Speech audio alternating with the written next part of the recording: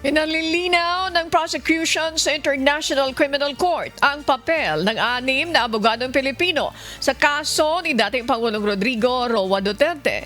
Kaugnay ito ng sinabi ni Attorney Nicholas Kaufman na tumulong at sumuporta sa defense team. Sina dating Executive Secretary Salvador Medialdia, dating Chief Presidential Legal Counsel Salvador Panelo, dating Labor Secretary Silvestre Bello III, Attorney Martin Delgra, Attorney Alfredo Lim at Attorney Cesar Dulay.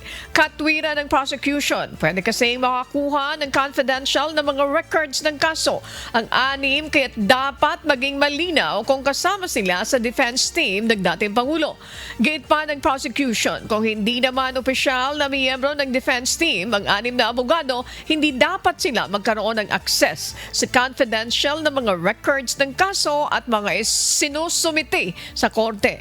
Nauna na umanong hiniling ng prosecution sa kampo ng dating Pangulo na linawin ang papel ng 6 na abogado, ngunit walang naging tugon dito.